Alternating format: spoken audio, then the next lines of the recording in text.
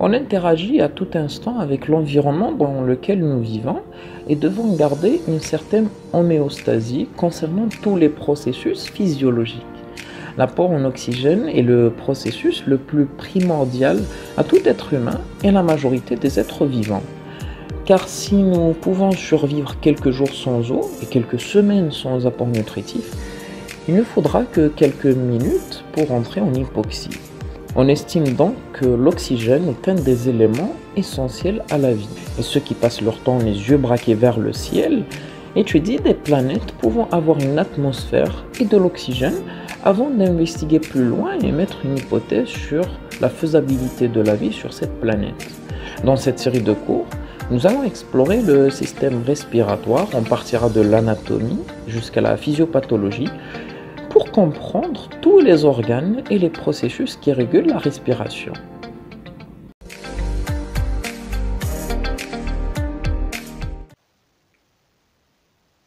Let's start.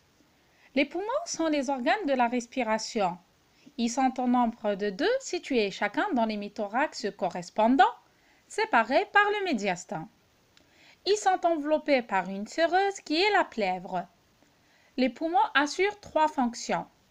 L'hématose qui est la fonction d'échange gazeux, la défense contre des substances exogènes inhalées telles que la fumée, la poussière et les germes, et ce grâce au mucus qu'ils produisent qui va retenir ces substances qui seront par la suite évacuées par les mouvements des cils. Enfin, la synthèse du surfactant qui est un agent tensioactif de la stabilité alvéolaire.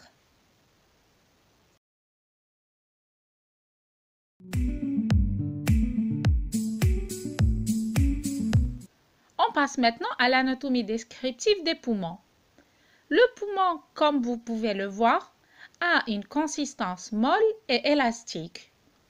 Sa surface externe est lisse, brillante. La couleur est rose chez le sujet jeune. Elle devient gris bleuâtre chez le sujet âgé par accumulation de polluants. Le poumon droit, as you can see, est plus volumineux que le poumon gauche. On arrive à la configuration externe et au rapport. Chaque poumon, as you can see, a la forme d'un demi-cône irrégulier. Il mesure 20 cm d'épaisseur dans le sens antéro-postérieur et 10 cm dans le sens transversal. Chaque poumon présente à décrire 3 faces, 3 bords et un apex.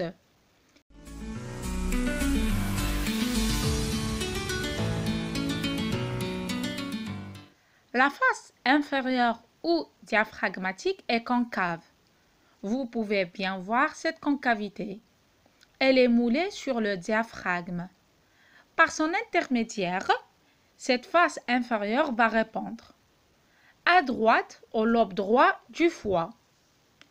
À gauche, elle va répondre au lobe gauche du foie, à l'estomac, à la rate et à l'angle colique gauche. On passe à la face latérale, appelée également pariétale. Celle-ci est lisse et convexe. Elle répond au gris costal en avant, latéralement et en arrière. Les côtes laisseront donc leurs empreintes sur cette face latérale. La face médiale ou médiastinale. Elle répond au médiastin et ses organes qui vont laisser sur le poumon leurs empreintes. Elle présente à sa partie moyenne le hile pulmonaire. Les empreintes sont variables à droite et à gauche. À droite, elle présente en avant et en bas du hile pulmonaire l'impression cardiaque qui se prolonge en haut par le sillon de la veine cave supérieure. Au-dessus du hile se situe le sillon de la veine azygos qui est surmonté par 3 sillons verticaux. Le sillon de la veine brachiocéphalique droite, l'aire trachéale et le sillon de l'œsophage. En arrière du hile se trouve le sillon de l'œsophage, longé en arrière et en haut par la veine azygos. À gauche, elle présente en avant et en bas du hile pulmonaire l'impression cardiaque qui est très bien marquée et profonde à ce niveau, ce qui fait qu'il n'y a pas de lobe moyen dans le poumon gauche. En haut et en arrière du hile se trouve le sillon de l'aorte. Au-dessus du hile, le sillon de l'aorte est surmonté par les sillons du tronc brachiocéphalique, de l'artère subclavière gauche et enfin de l'aire trachéale. Après avoir parlé des faces, on arrive à présent à la description des bords du poumon. Le bord antérieur que vous pouvez voir à ce niveau sépare la face latérale de la face médiale en avant. Le bord postérieur, le voici, sépare les mêmes faces, c'est-à-dire médiale et latérale, mais en arrière cette fois-ci. D'ailleurs, il est logé dans la gouttière costo-vertébrale. Enfin, le bord inférieur, le voilà, il est, as you can see, circonférentiel. Il délimite la base du poumon. Il est oblique d'avant en arrière et de haut en bas.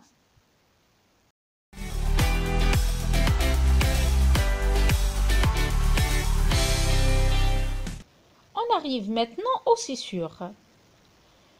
La scissure oblique gauche commence en arrière et en haut du bord supérieur de la quatrième côte et finit en avant et en bas sur la ligne médioclaviculaire au niveau de la sixième articulation costochondrale. La scissure oblique droite a un trajet similaire.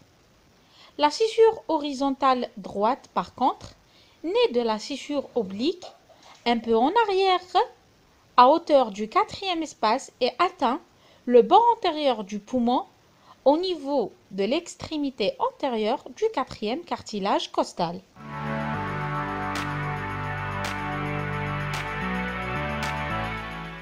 On va parler maintenant de la segmentation pulmonaire ou bien de la division fonctionnelle.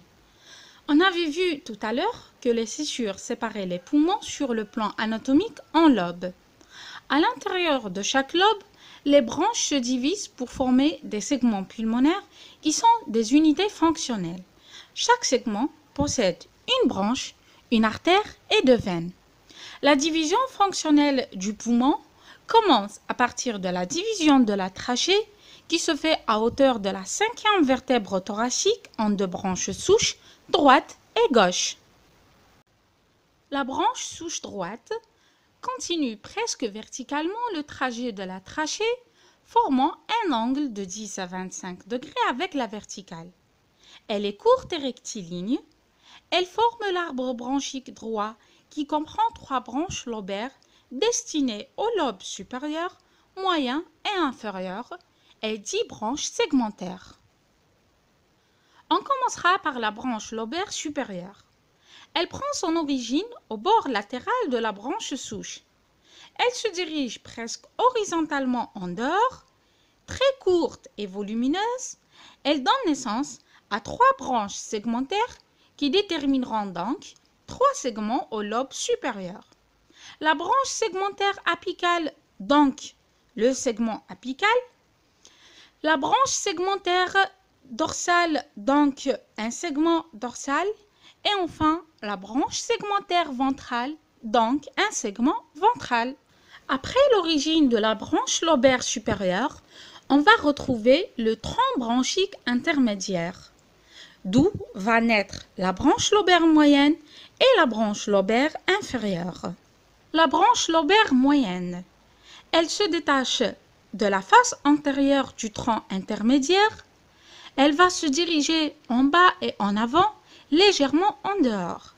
Elle va donner naissance à 2 branches segmentaires qui détermineront donc 2 segments pour le lobe moyen.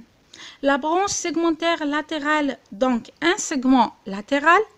La branche segmentaire médiale, donc un segment médial. On arrive enfin à la branche lobaire inférieure. Celle-ci continue le tronc intermédiaire en étant oblique en bas, en dehors et en arrière. Elle va donner une branche segmentaire apicale du lobe inférieur dite de Nelson, puis se divisera en 4 branches segmentaires destinées aux 4 segments du lobe inférieur, réunis sous le nom de la pyramide basale. La branche segmentaire médio-basale ou paracardiaque, la branche segmentaire ventrobasale, la branche segmentaire latérobasale et enfin la branche segmentaire dorsobasale. On avait parlé de la branche souche droite et de la division fonctionnelle droite. On va tout de suite parler de la division fonctionnelle à gauche. La branche souche gauche a un trajet horizontal par rapport à la branche droite. Elle formera ainsi un angle de 40 à 45 avec la verticale. Elle est plus longue et sinueuse et forme donc l'arbre bronchique gauche qui comprend deux branches lobaires destinées au lobe supérieur et inférieur et 10 branches segmentaires comme à droite. La branche lobaire supérieure. Elle prend son origine sur le bord antéromédial de la branche souche, se dirige presque horizontalement en avant et en dehors. Elle est très courte et volumineuse, donnant naissance à deux branches. Une branche crâniale ou culminale et une branche caudale ou lingulaire. La branche crâniale ou culminale ventile le culmin qui est formé de 3 segments pulmonaires. Elle donnera la branche segmentaire apicale, la branche segmentaire dorsale et la branche segmentaire ventrale. La branche caudale ou lingulaire ventile la lingula qui est formée de 2 segments pulmonaires. Elle donne la branche segmentaire crâniale et la branche segmentaire caudale. La branche lobaire inférieure continue la branche souche gauche. Elle est oblique en bas, en dehors et en arrière. Elle a une division identique à la branche lobaire inférieure droite.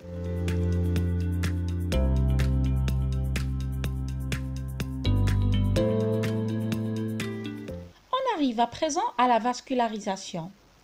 Les artères et les veines forment deux systèmes.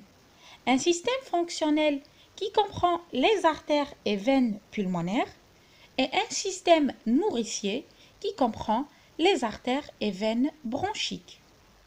Le système fonctionnel, c'est-à-dire le système qui assure la petite circulation, c'est-à-dire le transport du sang désoxygéné et du sang oxygéné. Le système nourricier, c'est le système qui assure le drainage et l'irrigation du poumon afin que celui-ci puisse assurer ses fonctions. On parlera d'abord du système fonctionnel. Celui-ci est constitué du tronc pulmonaire qui est le tronc artériel mais qui véhicule du sang veineux désoxygéné et ce du ventricule droit vers le poumon, formant ainsi la petite circulation.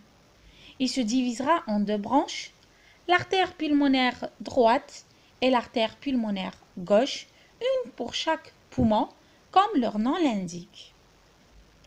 Les veines pulmonaires drainent le sang oxygéné des poumons vers l'oreillette gauche. Elles sont au nombre de 4. Les deux veines pulmonaires droite supérieure et inférieure et les deux veines pulmonaires gauche supérieure et inférieure. La circulation nutritive assure l'oxygénation et l'apport nutritif aux poumons. Cette circulation est assurée par les vaisseaux bronchiques. Les artères bronchiques qui naissent de l'aorte et qui suivent le trajet des branches jusqu'aux branches terminales et qui, arrivées au bout, vont donner naissance aux capillaires bronchiques puis aux veines bronchiques qui vont suivre le trajet inverse afin de se jeter dans la veine cave supérieure et rejoindre l'oreillette droite.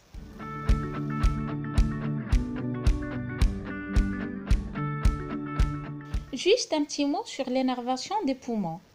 Celle-ci est sous la dépendance du plexus bronchique qui appartient au système nerveux autonome. Il comprendra donc les deux nerfs vagues et la chaîne orthosympathique.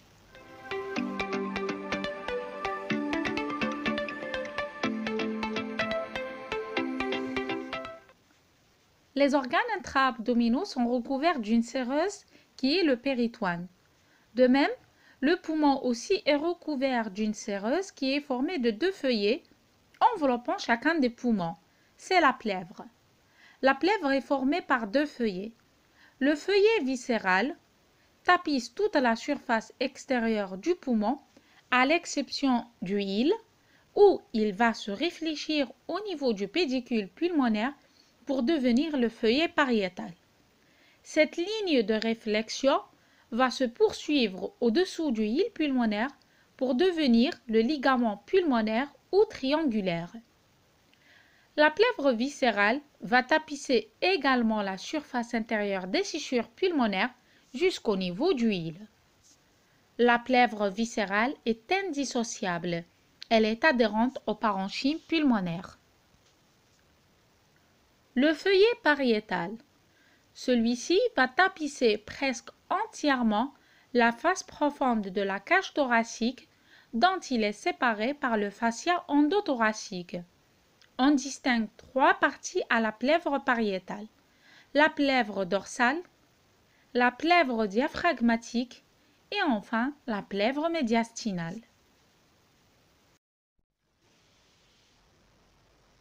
On va parler maintenant de la projection du récessus costomédiastinal antérieur. Du sommet de la cupule pleurale, il descend presque à pic pour passer derrière l'articulation sternoclaviculaire. De là, les deux récessus costomédiastinaux antérieurs, droite et gauche, convergent pour se juxtaposer un peu à gauche de la ligne médiane à hauteur des deuxièmes cartilages costaux. Ils circonscrivent ainsi le triangle médiastinal supérieur. Du deuxième au quatrième cartilage costal, les récessus costomédiastinaux antérieurs cheminent verticalement contigus. Au-dessous du quatrième cartilage, ils divergent pour former le triangle médiastinal inférieur et leur trajet diffère à droite et à gauche. Le récessus droit descend obliquement en bas et en dehors, longe le bord inférieur du sixième cartilage et coupe très bas la septième côte sur la ligne médioclaviculaire. Le récessus gauche, par contre, se porte plus rapidement en dehors, découvrant ainsi un peu du péricarde. Il croise le cinquième espace intercostal à 1,5 cm en dehors du bord sternal et atteint le septième cartilage à environ 5 cm de la ligne médiane. Pour le récessus costodiaphragmatique, suivi d'avant en arrière, il se porte en bas et en arrière à partir de la septième côte. Il croise la dixième côte sur la ligne axillaire, puis devient horizontal et croise la 11e côte à 11 cm de la ligne médiane postérieure et la 12e côte lorsqu'il est long à 6 cm de la ligne médiane.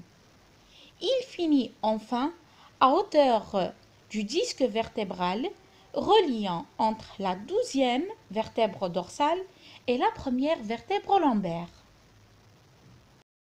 Afin de vous présenter ce cours, nous nous sommes documentés des cours du Dr Houssine de la faculté de médecine de Béjaïa en Algérie, de Human Anatomy de Michael McKinley et de l'anatomie clinique tome 3 de Pierre Canina. N'hésitez surtout pas à nous laisser vos impressions, ce qui peut être amélioré, et vos gentils commentaires nous font toujours très plaisir. À très bientôt.